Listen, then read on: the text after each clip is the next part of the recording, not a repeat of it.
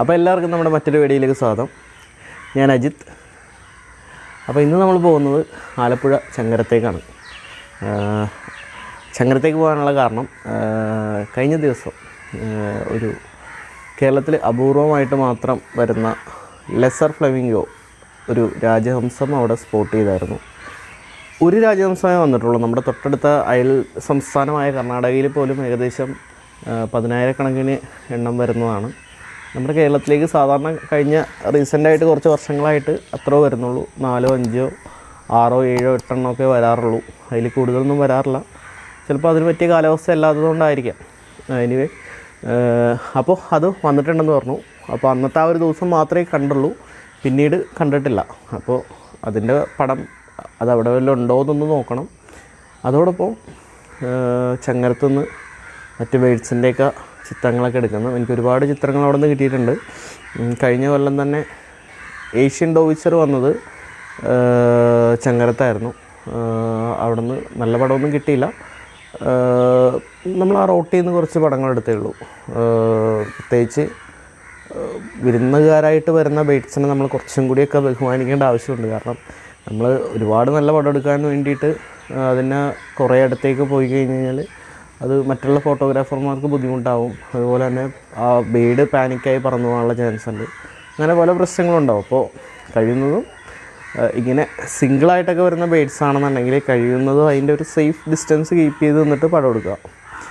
ഞാൻ അങ്ങനെയാണ് സാധാരണ എടുക്കുന്നത്. മറ്റുള്ള ബേഡ്സിൽ ഞാൻ അങ്ങനെ നോക്കാറില്ല കേട്ടോ. കാരണം അവരെങ്ങനെ ശല്യം ചെയ്യാൻ പറ്റുമോ അതിൻ്റെ മാക്സിമം ശല്യം ചെയ്ത് പടം എടുക്കുന്ന ഒരാളാണ് ഞാൻ. ശല്യമാണ് ചെയ്യുന്നത്, ഒരിക്കലും ഉപദ്രവമല്ല. ഈ 2 വാക്കിനും 2 അർത്ഥമാണുള്ളത്. അപ്പോൾ നമുക്ക് നേരെ ചങ്ങരത്തേക്ക് പോയേക്കാം.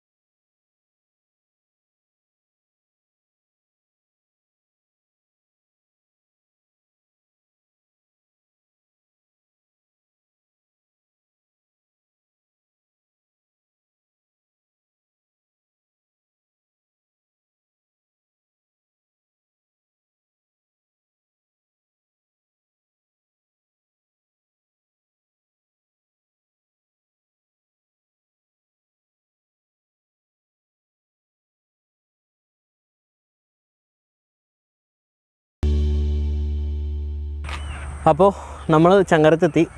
ഇപ്പോൾ എൻ്റെ പിന്നിൽ നിങ്ങൾക്ക് കാണാൻ പറ്റുന്നുണ്ടോയെന്ന് അറിയില്ല, നിറച്ച് പക്ഷികളാണ്. അതായത് ഈ ഒരു പാടം നിറച്ച് കുക്കുകളും ഗൾസും ടൈൻസ്, ഇതൊക്കെ പക്ഷികളുടെ പേരാണ് കേട്ടോ. നമുക്ക് ഇത് പക്ഷികളെ കുറിച്ച് വലിയ അറിവില്ലാത്തവരാണെന്നുണ്ടെങ്കിൽ നിങ്ങൾക്ക് ഈ പേരൊക്കെ പുതിയതായിരിക്കും. അപ്പോൾ ഇതൊക്കെ നമ്മുടെ ഇവിടെ സാധാരണ കാണുന്ന പക്ഷികളാണ്. നീർക്കാക്കകളുണ്ട് ഒരുപാട്. അപ്പോൾ എല്ലാവരും കൂടി ഒരു പാടം നിറച്ച് നമുക്ക് അത് കാണാൻ തന്നെ ഭയങ്കര ഒരു അനുഭൂതിയാണ്. അപ്പോൾ എന്തെങ്കിലുമൊക്കെ ചിത്രങ്ങൾ കിട്ടുമോ നോക്കാം. നമുക്ക് ഇവിടെയൊക്കെ വന്നു കഴിഞ്ഞാൽ എന്തായാലും വെറും കൈയോടെ പോരേണ്ടി വരില്ല. നമുക്ക് എന്തെങ്കിലും ഒരു നല്ല 2 പടം കിട്ടിയാൽ തന്നെ നമുക്ക് ധാരാളമാണ്. കാരണം ഇതുപോലുള്ള യാത്രകളിലൂടെ നമ്മൾ പ്രതീക്ഷിക്കുന്നത് അത്രേ ഉള്ളൂ. നമുക്ക് വലിയ ഒരു ഔട്ട്സ്റ്റാൻഡിങ് പിക്ക് എടുക്കാൻ വേണ്ടി ഒന്നും ഇറങ്ങുന്നതല്ല. നമ്മൾ പ്രതീക്ഷിച്ച് തന്നെയാണ് ഇറങ്ങുന്നത്. പക്ഷേ കിട്ടിയാൽ കിട്ടി. ചില ദിവസം നമുക്ക് ചിലപ്പോൾ വെറും കൈയോടെ പോരേണ്ടി വരും. യാത്രകൾ നമ്മുടെ ഒരു സുഹൃത്ത് ജോമോൻ എത്തിയിട്ടുണ്ട്. അപ്പോൾ അദ്ദേഹവും ഇന്ന് എൻ്റെ കൂടെ ഉണ്ടാവും. അപ്പോൾ ഇത്രയൊക്കെ ഉള്ളൂ. ഏകദേശം ഒരു അരമണിക്കൂറോളമായി നമ്മൾ വീട്ടിൽ നിന്ന് ഇറങ്ങിയത്. ഒരു 5:15 കഴിഞ്ഞപ്പോഴാണ്. ഏകദേശം 33 കിലോമീറ്റർ ഉണ്ട് ഇവിടം വരെ. ഏകദേശം ഒരു 40 മിനിറ്റ് കൊണ്ടാണ് ഓടിയെത്തിയത്. ഇപ്പോൾ വെട്ടം വീണ് തുടങ്ങിയിട്ടേ ഉള്ളൂ. സൂര്യൻ ഉദിച്ചിട്ടില്ല, ഉദയം ആവുന്നേ ഉള്ളൂ. അപ്പോൾ അതുവരെ നമുക്ക് എന്തായാലും വെറുതെ ഇവിടെയൊക്കെ നടക്കാം. എന്തായാലും രാജഹംസത്തിനെ ഒന്നും കാണാൻ യാതൊരു ചാൻസും ഇല്ല. കാരണം ഒറ്റ ദിവസമേ കണ്ടിട്ടുള്ളൂ, പിന്നെ ആരും കണ്ടിട്ടില്ല. നമുക്ക് എന്തായാലും നോക്കാം എന്തൊക്കെ ബേഡ്സ് ഉണ്ടെന്ന്, നല്ല പടങ്ങളൊക്കെ കിട്ടുമെന്ന് നോക്കാം. പരിചയപ്പെടുത്താൻ പറഞ്ഞു, എൻ്റെ സുഹൃത്താണ് ജോമൻ ബ്രോ. ആൾ പ്രവാസിയാണ്, ഇപ്പോൾ നാട്ടിൽ റീസെൻ്റായിട്ട് എത്തിയേ ഉള്ളൂ. അപ്പോൾ ബ്രോ ആദ്യമായിട്ടല്ലേ ചങ്ങരത്തെത്താൻ? എങ്ങനെയുണ്ട് അപ്പോൾ നമ്മുടെ ഇവിടുത്തെ? പുള്ളിയുടെ വീട്ടിൽ നിന്ന് 10 കിലോമീറ്റർ ഉള്ളൂ, എൻ്റെ വീട്ടിൽ നിന്ന് ഏകദേശം 33 കിലോമീറ്റർ ഉണ്ട്. അപ്പോൾ ഇദ്ദേഹം ആദ്യമായിട്ടാണ് ഇവിടെ അറിയുന്നത്. അത് പിന്നെ അങ്ങനെയാണ്, നമ്മൾ ഈ ഇതായിട്ട് നടന്നാലും. കളമശ്ശേരി ITയിലാണ് ഞാൻ 2 കൊല്ലം പഠിച്ചത്. 1.5 കിലോമീറ്റർ അപ്പുറത്താണ് ഈ കളമശ്ശേരി കാടുള്ളത്. അതുപോലും ഞാൻ അറിഞ്ഞത് IT കഴിഞ്ഞ് 3 കൊല്ലം കൂടി കഴിഞ്ഞിട്ട് ഈ ക്യാമറ എടുത്തതിന് ശേഷമാണ് അങ്ങനെ ഒരു കാടുള്ളതായിട്ട് പോലും അറിഞ്ഞത്. അപ്പോൾ എങ്ങനെയുണ്ട്, സ്ഥലത്തിനെ കുറിച്ച് എന്താണ് അഭിപ്രായം കണ്ടിട്ട്? നല്ല ആംബിയൻസ്. ഇത്ര ഇതായിട്ടുള്ള ഏരിയ ഞാനിപ്പോൾ ശരിക്കും പറഞ്ഞാൽ കണ്ടിട്ടില്ല. ഈ ബേഡ്സ് ഇത്ര വരുന്നത്. അതെ, നല്ല മോർണിംഗ് ഒക്കെ നല്ലൊരു ആംബിയൻസ് ആണ്, ഒരു രക്ഷയില്ല. അതെ അതെ അതെ തീർച്ചയായിട്ടും. അപ്പോൾ അതുപോലത്തെ ഒരു, കാരണം എല്ലാവരും, ഞാൻ അതിൻ്റെ ലൊക്കേഷൻ ലിങ്ക് ഞാൻ ഡിസ്ക്രിപ്ഷനിൽ കൊടുത്തേക്കാം.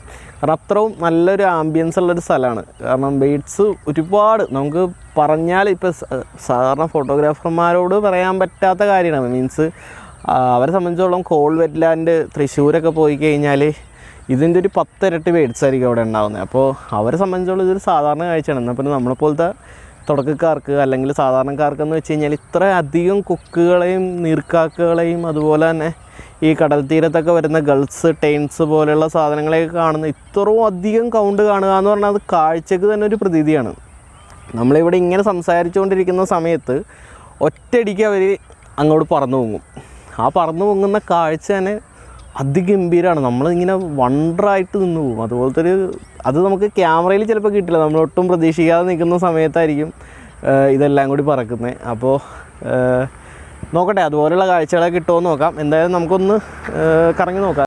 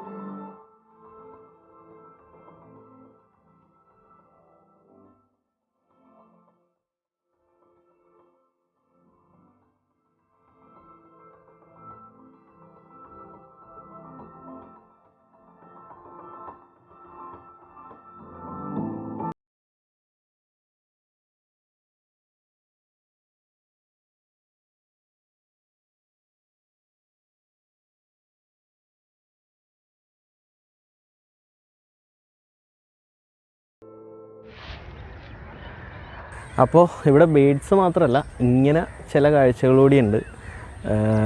ഇപ്പോൾ ഇവിടെ ഒരു കെട്ടിൽ മീൻ പിടിക്കുവാണ്, വല വീശിയും ഇറങ്ങി തപ്പിയൊക്കെയാണ് മീൻ പിടിക്കുന്നത്. അപ്പോൾ അതിൻ്റെ കാഴ്ചകളിലേക്കും കൂടി പോവാം. ഇവിടെ കുറച്ച് ചേച്ചിമാരൊക്കെ നിൽപ്പുണ്ട്. അപ്പോൾ അവരവിടെ ഒരു കലം, അലൂമിനിയം കലവും പിന്നെ അതിൻ്റെ മേളിലൊരു ഈ കോരിയെടുക്കാൻ പാകത്തിനുള്ള നെറ്റുള്ള വലയാണ്. അപ്പോൾ എന്ത് മീനാണ് പിടിക്കണതെന്നൊക്കെ നമുക്കൊന്ന് ചോദിക്കാം. ആ വീഡിയോയിലേക്കും കൂടിയൊക്കെ ഒന്ന് പോയിട്ട് വരാം.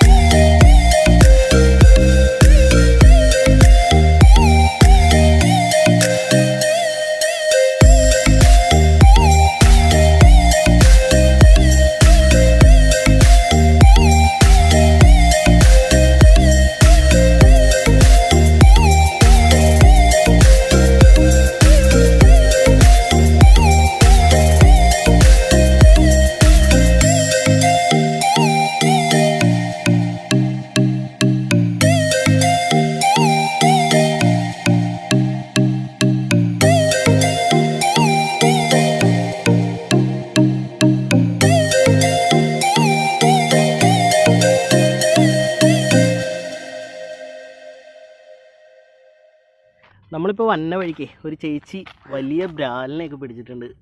അപ്പോൾ അതൊന്ന് വീഡിയോ എടുക്കാൻ വേണ്ടി നിർത്തിയതാണ്. നല്ല ഒരെണ്ണം ഒരു 500 രൂപയൊക്കെ വില വരുന്നതാണ് കേട്ടോ. 500 രൂപ എന്ന് ചേച്ചി പറയണതാണ്, പക്ഷേ പുറത്തൊക്കെ അതിലും കൂടുതൽ നല്ല വിലയുണ്ട് നമ്മുടെ അവിടെയൊക്കെ. ഒരുവിധം നല്ല വില. ഞാൻ ഏകദേശം കാണിച്ചു തരാം, സൈസ് കാണിച്ചു തരാം. കണ്ടോ, എനിക്ക് കൈ ചുരുട്ടി പിടിക്കാൻ പാകത്തിന് അത്രയും വലിപ്പമുണ്ട്. അതെ, അത്രയും വലിപ്പം ഉണ്ട്. 3 എണ്ണം. അപ്പോൾ ഇതുപോലെയുള്ള കാഴ്ചകൾ നമുക്ക് ഇവിടെ വന്നു കഴിഞ്ഞാൽ കിട്ടും. പക്ഷികൾ മാത്രമല്ല,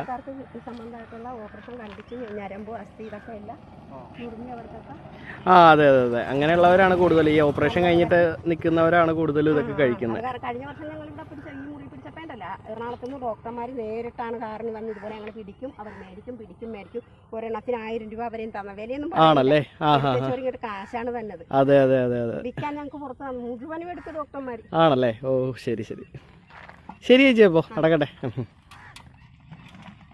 അപ്പോൾ ഇപ്പോൾ സമയം ഏകദേശം ഒരു 9 മണിയോടെ ആയിട്ടുണ്ട്. ഞങ്ങൾ ഏകദേശം ഒരു 2 മണിക്കൂർ മേലായി, 2-3 മണിക്കൂറോളമായി കറങ്ങാൻ തുടങ്ങിയിട്ട്. അപ്പോൾ കൂടുതലും പടങ്ങൾ കിട്ടിയില്ല, വീഡിയോസാണ് കൂടുതലെടുത്തത്. ബേഡ്സിൻ്റെ പടങ്ങൾ കിട്ടിയിട്ടില്ല. ഈ വീഡിയോ കഴിഞ്ഞിട്ട് ഇടുന്ന പടങ്ങൾ ഈ ഇവിടെ നിന്ന് തന്നെ എടുത്തതാണ്, പക്ഷേ ഇന്നെടുത്ത പടങ്ങളല്ല. ഇതുവരെ എടുത്ത ഈ ചങ്ങരത്ത് നിന്ന് കിട്ടിയ പടങ്ങൾ എന്തായാലും ഇതിൻ്റെ ഒപ്പം ചേർക്കുന്നുണ്ട്. ഇന്ന് അതുപോലെ 1-2 പടങ്ങൾ കിട്ടിയിട്ടുണ്ട്. കൂടുതലും നമ്മൾ വീഡിയോയും പിന്നെ ഇവിടുത്തെ മത്സ്യബന്ധനമൊക്കെയാണ് കൂടുതലും പകർത്തിയത്. അപ്പോൾ ഇത്രയൊക്കെ ഉള്ളൂ ഈ വീഡിയോയിൽ. അപ്പോൾ ഇതുവരെയും വീഡിയോയിൽ പറയാത്തൊരു കാര്യം കൂടി പറയുന്നു.